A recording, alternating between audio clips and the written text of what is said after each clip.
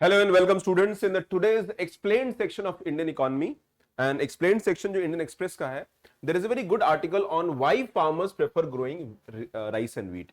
So we all know that India's cropping pattern is very imbalanced. It is monocrop, and when you adopt the cropping pattern, it is with the requirement of multiple reasons: the choices, the preferences, the food habits, the government policies.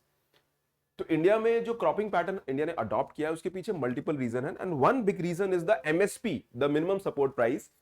And the minimum support price is is broadly considered कि भी farmers cropping pattern change नहीं कर रहे हैं and that is because of MSP. But this article is highlighting कि MSP is just one of the factors. There are multiple other factors, and this article is important from exam point of view, for prelims, for mains, because last year mains में question आया था 2 years ago that why India is still following rice wheat cropping majorly हमारे India में क्यों है.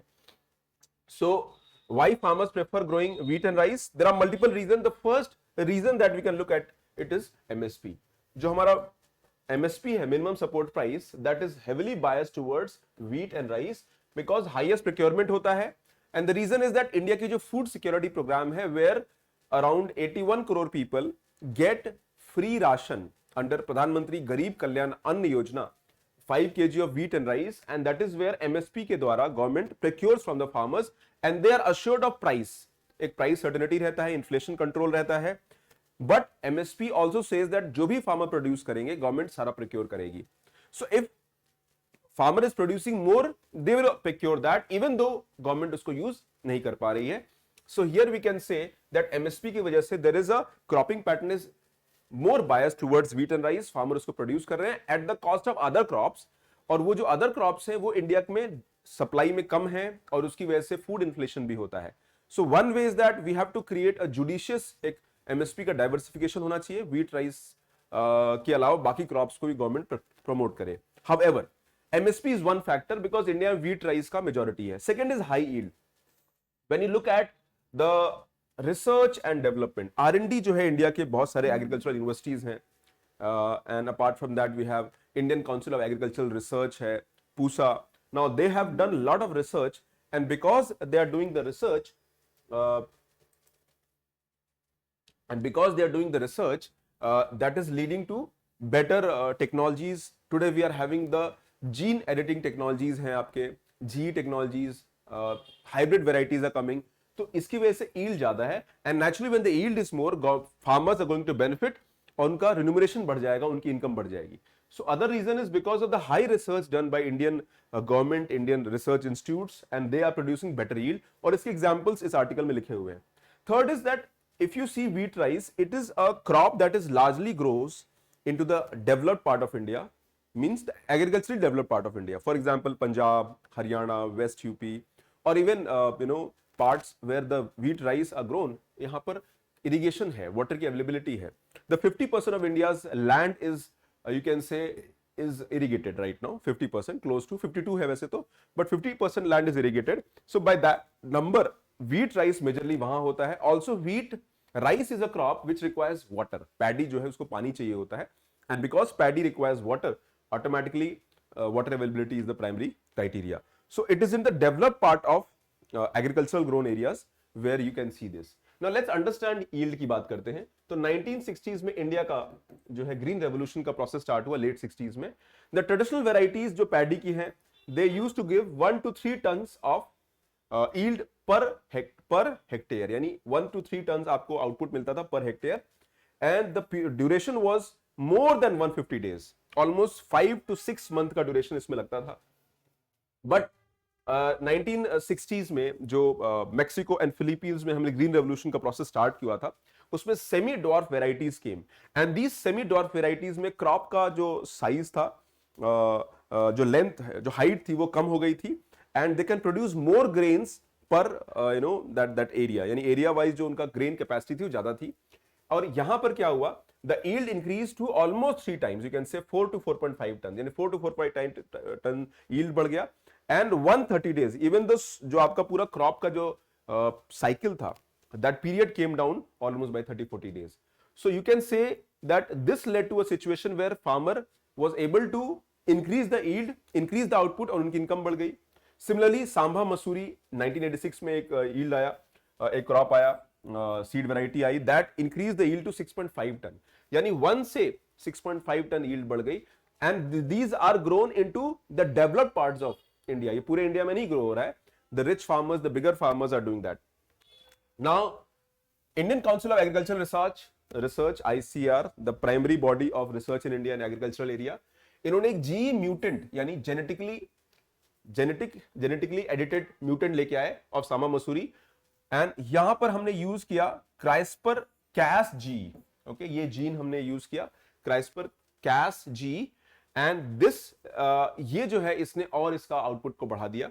And they usually cut and modify the DNA sequence, और ये DNA sequence में जो जीन है वो GN1A है। Now remember these are important for prelims के लिए इसको हमें देखना चाहिए। तो GN1A gene. The second is new G mutant Kamala 400-450 grain.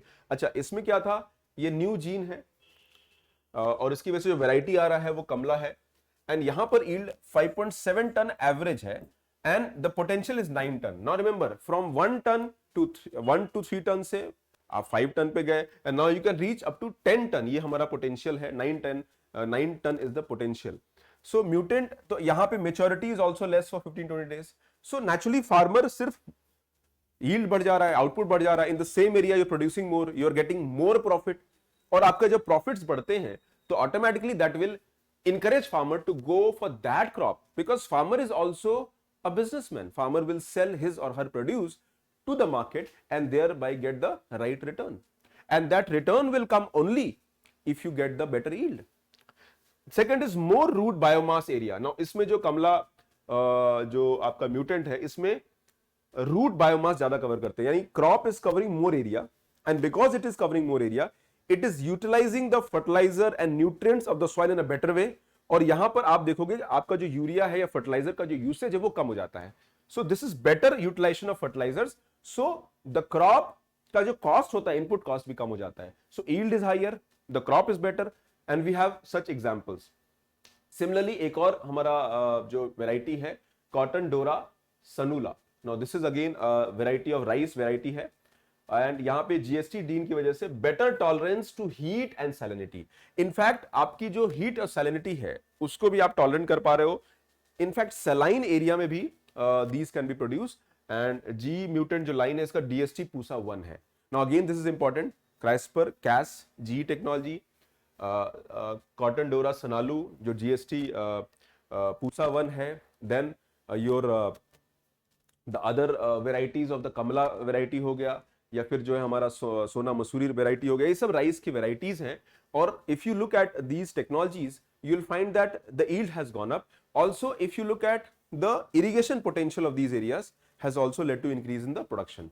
So government की जो पॉलिसी है उसमें सबसे बड़ा जो लिमिटेशन है that if you look at other crops, यहां पर रिसर्च नहीं आया है। कॉटन, BT कॉटन एक पोटेंशियल जो है, BT कॉटन हमने जेनेटिकली हमने नया जीन ऐड करके BT कॉटन को लगाया and production increase, but in the oil seeds और in the pulses the yield has been either flat और मॉडरेट, यानी यहां पर रिसर्च टेक्नोलॉजीज कम हुई हैं, and thereby why would farmer move to these crops, because government तो चाहती है कि भी आप कॉटन प्रोड्यूस करिए, कैश क्रॉप पे जाइए, और you go for oil seeds, because oil seeds India around 57% India imports oil seed, आप 57% इंपोर्ट कर रहे हो। Pulses again India is heavily demand for pulses, and the reason is India की जो डाइटरी हैबिट है, we have move towards the protein diet, because average income India की बढ़ गई है, and because average income is going up people are looking for more nutritious food, protein less led diets, और India में एक बहुत बड़ा पॉपुलेशन वो वेजिटेरियन है, एंड देयर बाई पल्सेस और सोया जो है एक ऑल्टरनेटिवली आपको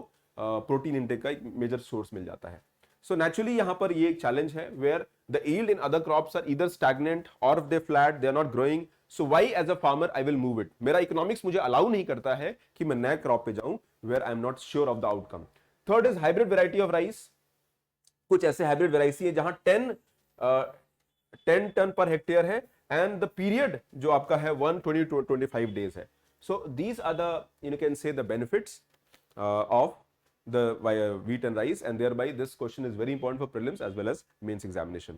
So thank you very much for liking the video, subscribe to the channel, be regular on the updates, और प्रिपरेशन रिलेटेड अपडेट्स आपको एग्जाम के रेगुलर मिलेंगे. Be regular and keep up the good work. Also, you can subscribe to the channel, and if you want to enroll for any course, you can contact our team for GS foundation course or mentorship course or guidance or test series and optional of PSIR and history.